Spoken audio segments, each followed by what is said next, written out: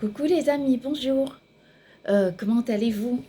Bah écoutez, moi ça va, de mon côté ça va. Bah, depuis hier, j'ai fait une vidéo. Alors j'avais fait une vidéo hier concernant la fidélité, l'équité et l'égalité que je n'avais pas publiée hier. Donc je suis contente, j'ai publié aujourd'hui. Et donc je vais rapidement faire une vidéo sur la charte de la paix, la charte pour la paix, euh, concernant la lutte contre la délinquance. Vous savez, comme, comme je dis souvent dans mes vidéos et que je défends des positions en fait qui sont qui sont les miennes. En effet, moi, ce que je voulais dire dans cette vidéo, il fait froid en ce moment. Il fait, je sais, en France, il fait pas très chaud. Donc, ce que je voulais dire concernant cette question sur la charte pour la paix, en effet, j'ai réfléchi tout simplement. Enfin, j'ai réfléchi. Il arrive des moments comme ça où je me mets en conversation avec Papa, avec notre Dieu. Et donc, j'étais en train de lui... je regardais la guerre qui continue de progresser au Congo. Et donc, j'ai demandé à Papa, avec notre Dieu, je lui dis, mais comment est-ce qu'on peut faire pour lutter contre la guerre contre la guerre? Il m'a dit, c'est encore plus facile de lutter contre la guerre que de lutter contre de nombreux autres fléaux. Alors, n'ayant pas compris, je me suis dit, mais avec tous les moyens que les gens se donnent, aussi bien des moyens financiers, aussi bien des moyens humains, pour parvenir à la lutte sur cette cause, alors comment est-ce possible de me dire que ce soit aussi facile? Et papa m'a répondu en me disant, mais c'est très facile, parce que vous, les êtres humains, quand ils veulent prendre position, quand ça les concerne, en effet, ils le font très bien. Quand ça les concerne directement, je veux dire, ils font très bien. Mais quand ça ne les concerne pas, en fait, ils s'arrangent à généraliser la question. Il dit, la question, en effet, de la délinquance n'est pas un fait généralisé. Il faut savoir que la délinquance aujourd'hui est devenue une sorte de famille pour le monde, un groupe pour le monde. La délinquance est devenue comme ça. Ce n'est plus simplement un mot, mais nous assistons là à une réalité. La délinquance est devenue une véritable famille qui accompagne les mœurs, qui accompagne la réalité de la vie. Donc, si de nos jours, nous regardons la délinquance comme étant une question qui est cloisonnée ou encore une question sectionnée ou autre chose, en effet, nous ne pourrons jamais réussir à lutter contre la délinquance. Alors, il me disait une chose, que lorsque vous avez envie de faire un référencement, vous y parvenez. Vous faites un référencement famille par famille pour savoir exactement le nombre de personnes qui vit dans un logement. Alors, il me dit, mais pourquoi est-ce que ce n'est pas aussi possible dans d'autres domaines? Par exemple, lorsqu'il faut faire la collecte des impôts, n'importe quelle personne, et de nos jours, nous savons que cette procédure est devenue très modernisée, et de nombreuses personnes y accèdent sans aucune difficulté. En effet, nous savons très bien que lorsqu'il faut faire la collecte des impôts, lorsqu'il faut, oui, faire la collecte des impôts, en fait, les personnes vont tout simplement faire leur déclaration d'impôts sur un site internet qui est vraiment, qui est un site internet généralisé, leur permettant en fait à n'importe quelle personne de pouvoir faire cette déclaration tout simplement de définir exactement le montant de ses revenus. Bah, c'est très facile. C'est devenu une procédure très simple. Et lorsque nous voulons par exemple faire connaître le nombre de personnes qu'il y a dans une classe, qu'est-ce que nous faisons? Nous ne les généralisons pas. Nous les comptons de façon vraiment très individuel pour parvenir à connaître le nombre de personnes qui se trouvent dans une classe. Lorsque on prend le cas, par exemple, dans plusieurs domaines, et lorsqu'il faut poser un regard sur un fait ou encore connaître une logique, en fait, nous arrivons à personnaliser. Très souvent, les êtres humains personnalisent. Si par exemple lutter contre la délinquance était comporter plusieurs couches de vêtements à la fois et qu'à un moment donné qu'on se dise, qu'on appelle plusieurs personnes en disant mais aidez-moi à enlever ces vêtements, en fait on ne pourra pas réussir à lutter efficacement contre la délinquance. Alors pour parvenir à mettre en place une véritable charte pour la paix, il faut comprendre la question même de la délinquance comme étant un fait qui se personnalise. C'est-à-dire que c'est Papa Éveillé qui a raison, parce que quand il dit que il faut personnaliser, c'est-à-dire que de façon très très individuelle, il faut personnaliser la lutte contre la délinquance. En effet, c'est une réalité. Parce que les délinquants ne sont pas généralisés. Les délinquantes non plus. Ce sont des faits très très, je vais dire, ce sont des personnes qui se créent comme une sorte de pyramide, de généalogie, comme une sorte de fait générationnel qui construit la société sur un dogme qui ne définit pas la question humaine. Je vais appeler une chose, c'est que la plupart des délinquants et des délinquantes que nous pouvons connaître sont des personnes qui, à la base, étaient innocentes. Et alors, elles deviennent des délinquantes et des délinquants et des délinquantes. Pourquoi? Tout simplement parce qu'on les y invite au cœur d'un système qui ne les concerne pas, qui ne les regarde pas, au cœur d'une histoire qui n'est pas la leur. Et donc, les délinquants se multiplient. À la base, n'importe quel parent, je le dis bien avec une grande détermination, aimerait que son enfant soit un bon enfant. Quand on connaît toute la peine qu'on se donne pour éduquer nos enfants, pour faire du bien autour de nous, pour créer un monde qui s'accompagne d'une sorte de paix, une paix qui se véhicule, et que finalement, on obtient des enfants qui deviennent forcément des gens qui ne nous écoutent plus, qui nous regardent comme si nous étions leurs ennemis, alors que nous ne sommes que des parents. Oui, ça nous révolte. Ça nous révolte. On est dans la rébellion. Lorsqu'on en parle, ce n'est pas pour rien. Lorsqu'on interpelle, ce n'est pas pour rien. On interpelle tout simplement parce qu'il y a une raison fondamentale à ça. Parce que lutter contre la délinquance, c'est une façon très importante, très ferme de protéger aussi nos enfants.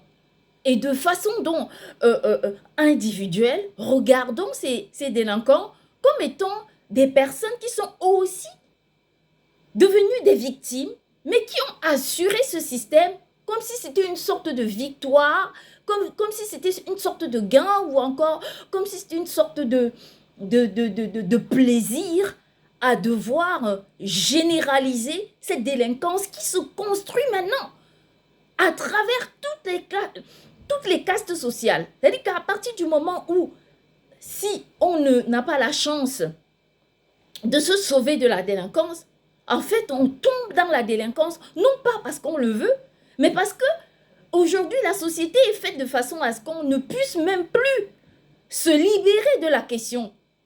Le fait de la généralisation. Avant, cette question, elle était différente. Parce que la plupart du temps, les parents, eux, la plupart des parents n'étaient pas concernés par cette question. Or, elle s'est généralisée. La plupart du temps, aujourd'hui, on s'en rend compte que de nombreux parents ne savent même plus comment faire pour éduquer leurs propres enfants. Quand on sait que quand on tombe enceinte, c'est notre question. Ça nous regarde. On pense au vomi qu'on a, les mois de nausée, ainsi de suite. Mais qu'un jour, que nous nous retrouvions face à une histoire qui nous dépasse, on se dit simplement qu'il y a quelque chose qui n'est pas normal. Dans la société, tout est fait désormais pour construire la délinquance. C'est-à-dire qu'il y a des gens comme ça qui sont assises quelque part et qui s'arrangent à construire des délinquants qui ne sont pas à la base des délinquants. Des délinquantes qui deviennent des personnes qui ne le sont pas. Tout simplement parce que la société aménage toutes sortes de codes, de couleurs et de numéros pour que ces personnes en deviennent. Et c'est là la plus haute indifférence qu'on a face à l'être humain. C'est à cela même le sursaut. C'est quand on invoque, quand on interpelle la question de la délinquance, de la lutte contre la délinquance, de la charte pour la paix, comme étant une révolte sociale et collective, c'est normal. C'est que si on commence à individualiser la lutte contre la délinquance, on parviendra à créer une société beaucoup plus juste. Prenons le cas, par exemple, du référencement. Si la délinquance on luttait contre la délinquance par un système de référencement, non pas secteur par secteur, mais de façon généralisée.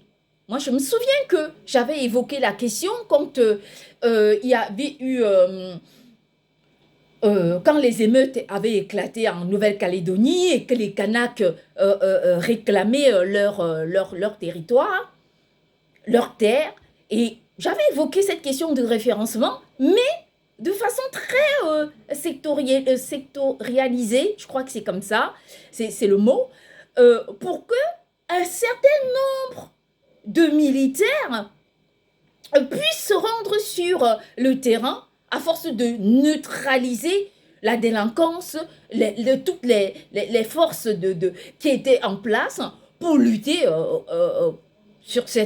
pour réclamer ses droits de façon très barbare. J'avais évoqué cette question. Certes que ça avait fonctionné, mais c'était très sectorisé. Voilà, c'était dans un secteur très restreint, en Nouvelle-Calédonie. Or, si la même vision était généralisée différemment, parce qu'il n'y aurait jamais autant de forces de l'ordre pour arriver sur un secteur et dire, voilà, nous sommes au nombre de tels, nous savons que par délinquant, il y a au minimum tant nombre de personnes, alors on devait y parvenir. Or, sur tout un territoire, c'est compliqué.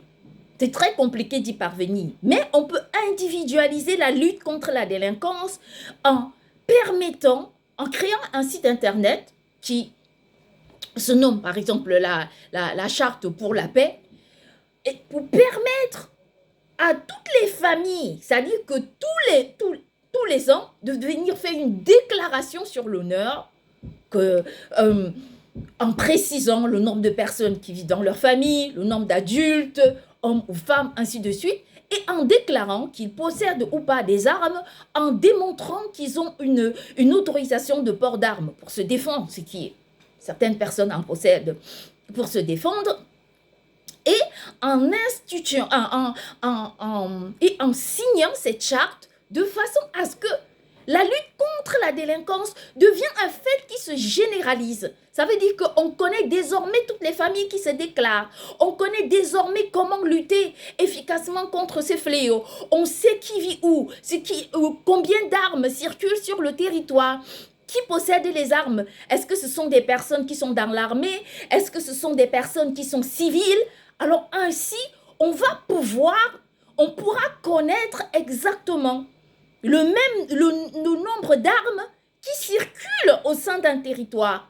Et quand on parle de ça, on va me dire, oui, mais si les gens n'ont pas les armes à feu, ils auront des armes,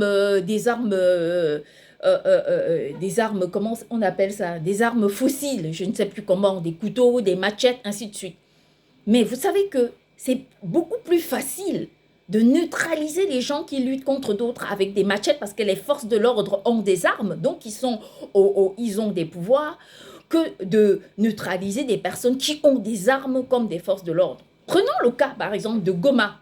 Et je vais interpeller le cas du Congo, parce que c'est justement sur cette question que Dieu est parvenu à me donner cette réponse. Lorsque on prend le cas du Congo, le Congo et le Rwanda sont des pays qui sont en lutte maintenant depuis des années. Il y a une sorte de querelle, de discorde qui les détruit. De millions de personnes aujourd'hui ont perdu la vie là-bas, tuées par l'adversité qui ne se comprend pas et qui ne peut même pas s'expliquer. Alors, comprenons bien l'intérêt d'individualiser la lutte contre la délinquance. Il suffit tout simplement de nous poser cette question.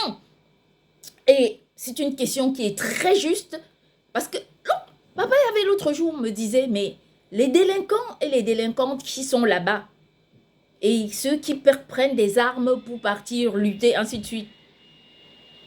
Mais ils viennent bien de quelque part. Je dis oui. Et alors, s'ils viennent bien de quelque part, ça veut dire qu'il suffit de savoir d'où ils viennent. Parce que ces personnes sortent bien d'un endroit. C'est-à-dire que si aujourd'hui, que ce soit du côté du Rwanda ou encore du côté du Congo, que le président Félix Tshisekedi se dise, moi j'ai des terroristes sur mon territoire, je vais savoir d'où ils viennent, dans quelle maison ils sortent. Alors il crée une émeute d'armée qui vient sur le terrain faire un référencement qui est très personnel, très individualisé sur un rayon d'un certain nombre de kilomètres, 400 kilomètres par exemple. Il fait bon, disons que c'est un peu exagéré, mais c'est une vision. Il fait ce référencement-là de façon à connaître exactement le nombre de personnes, de connaître qui sont les gens qui vivent dans les maisons. Il prend leur carte d'identité, il fait des photos, il met en place, il mine le terrain pour connaître exactement d'où viennent ces personnes. Et je vous rassure que ces personnes sortent bien d'une maison. Ils ne vivent pas dans les sous-sols. S'ils vivaient dans des sous-sols, dans des bunkers, ça serait très difficile de les trouver. Mais jusque-là, on peut les trouver avec des sondes. C'est tout à fait possible. Avec des caméras très sophistiquées qui peuvent voir des personnes qui peuvent voir les éléments du sous-sol jusqu'à un certain niveau. C'est très important. Donc, ce qui est ultra important, c'est de pouvoir, c'est de permettre à ces populations de pouvoir connaître la paix et la tranquillité. Moi, quand je vois aujourd'hui ce qui se passe, ça fait peur. Nous vivons dans une société qui connaît une délinquance qui se généralise. Et ça, c'est vraiment une question aujourd'hui pour nous qui devrait nous interpeller, qui devrait nous permettre de comprendre à quel point tout ça, que tous ces phénomènes qui se propagent deviennent difficiles. Moi, je crois qu'on ne doit pas se fatiguer pour la lutte contre la délinquance. Parce qu'aujourd'hui, les familles, on n'arrive plus à les construire. On n'arrive plus du tout à cause de tous ces problèmes qu'on rencontre de nos jours. Les frères et les sœurs se disloquent. Les souches familiales ne se construisent plus. Nous vivons sur une sorte d'amalgame.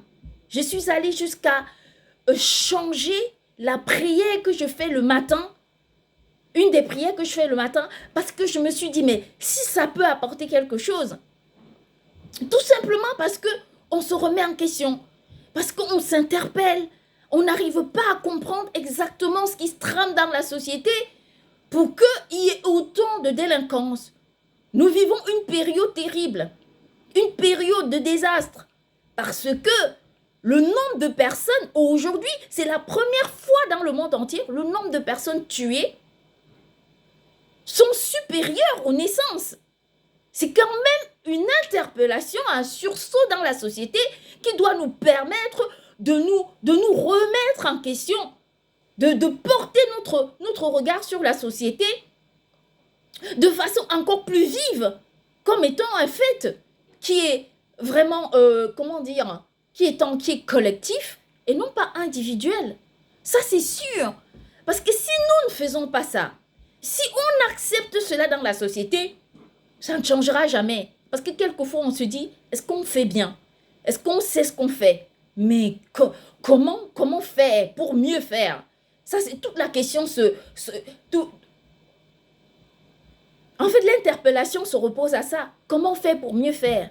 Comment comprendre ce qu'il faut comprendre? Et donc là, notre façon de lutter contre la délinquance, c'est aussi de résister à l'adversité. Parce que il y a des choses aujourd'hui dans ma vie que j'ai décidé que, voilà, ce sont des faits qui ne se cautionnent pas. Ce sont des faits qui ne peuvent pas s'accepter.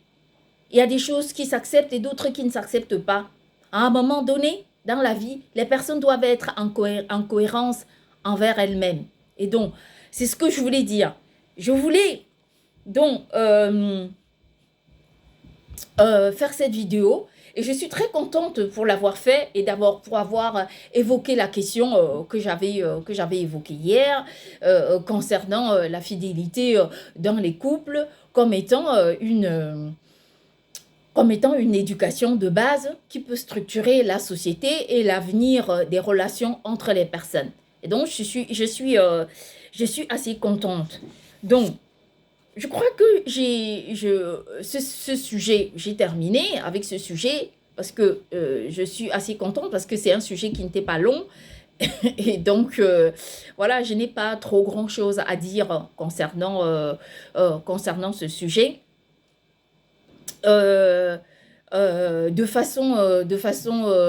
Je pense à mes amis. J'ai une de mes amies qui a fêté son anniversaire là il y a quelques jours. Moi, je pense à toutes ces personnes qui fêtent leurs anniversaires ce mois. Ben moi, je leur souhaite un très très joyeux anniversaire. Et je dis que nous passons nos vies à avoir à faire avoir des combats, à prendre des positions, à faire des choix. Et c'est à ça que tout ce que nous faisons dans notre vie tient aussi son sens.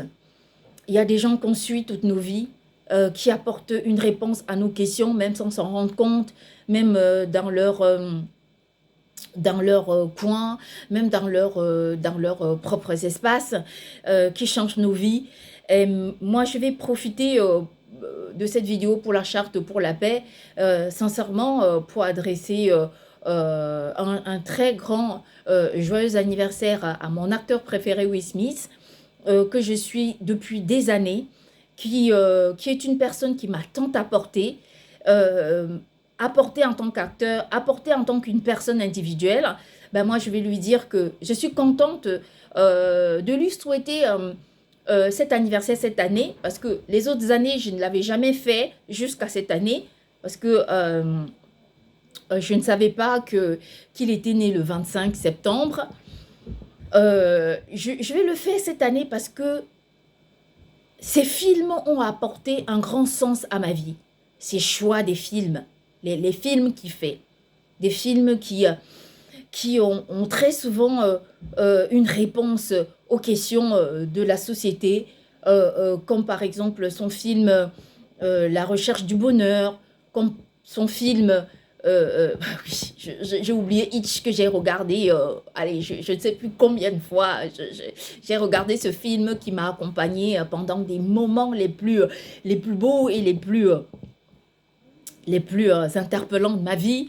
J'ai souvent regardé ces films et donc comme par exemple La méthode Williams, qui est un film que je salue vaillamment, qui est un film extraordinaire et que j'ai recommandé à de nombreuses personnes de regarder. Et encore maintenant, je recommande à de nombreuses personnes de regarder parce que c'est un film qui nous interpelle dans nos vies, qui remet en question.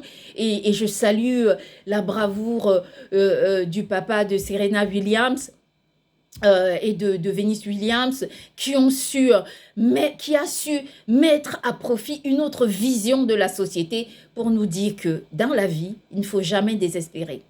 Il ne faut jamais se dire qu'il se fait trop tard. Il ne faut jamais se dire que qu'on a tout perdu, qu'on a tout échoué, parce que je peux vous le dire avec une grande sincérité, pour moi qui suis restée cloisonnée pendant des mois, moi je crois que l'espoir dans le monde peut nous porter beaucoup, beaucoup, beaucoup, beaucoup, beaucoup, très, très loin. Et que nous pouvons réussir à construire un monde sur la paix, dans la paix et pour les générations futures. C'est parce qu'on se soucie du monde, qu'on ne regarde pas forcément une audience. C'est parce qu'on se soucie du devenir du monde, de la façon d'interpeller les gens face aux questions, face à nos réponses, face à notre regard sur le monde que nous pouvons parvenir à aider le monde à progresser. Lorsque nous luttons pour des positions qui nous semblent justes, lorsque nous interpellons les questions qui sont pour nous essentielles, ce n'est pas parce que nous sommes dans la rébellion, mais c'est parce que nous pensons, et de façon vraiment très ferme, que l'être humain ne doit pas se positionner juste comme une personne qui roule sur les autres, mais comme une personne qui est capable de construire. Parce que quand on apporte un élément essentiel de vie, de bonté, de paix autour de nous, en réalité, on répond à la question sociale. Avec le projet que nous avons porté ces années, le projet que, par la grâce de Papa avec notre Dieu, j'ai porté, en effet, il n'y a plus de raison aujourd'hui au sein du monde entier qui est de la délinquance. Il n'y a plus de raison aujourd'hui que le monde se construise sur autant de dégradation. Les êtres humains aujourd'hui qui connaissent ce projet, qui en ont pris connaissance, mais qui ne peuvent pas comprendre à quel point c'est ultra important de se focaliser sur ce projet pour construire l'avenir, sont simplement des personnes aujourd'hui qui nous disent qu'elles n'ont pas le temps de ce projet, de comprendre. Il n'y a pas que l'argent. Il y a les êtres humains derrière cette réalité. Il y a les gens qui ont envie de vivre. Des familles qui ne veulent pas forcément se retrouver dans des désastres perpétuels. On a besoin de la vie. On a besoin d'avoir des nouvelles qui sont heureuses. On a besoin de se sortir du mal quand on sait qu'il y en a qui vont jusqu'à nous cloisonner, nous enfermer, nous enchaîner dans une sorte de mécanisme qui les conforte et qui passe leur temps à nous suivre pour voir exactement comment nous faisons, nous réagissons. J'ai simplement envie de dire qu'il y a quelque chose qui ne tourne pas rond dans tout ce qui se passe à travers le monde entier. Je crois qu'il n'y a de fléau qui peut être vu comme étant une compassion. Il n'y a de fléau. Un fléau, c'est un fléau. C'est comme une pandémie. C'est comme autre problème que nous pouvons trouver dans le monde entier. Et moi, j'appelle à ça. J'interpelle le monde à ça. Avoir un cœur, avoir un ressenti. Pour que nous puissions avancer ensemble. Sans forcément nous focaliser sur des choses qui ne sont pas les plus essentielles dans nos vies. Et avancer pour construire. Je vous embrasse.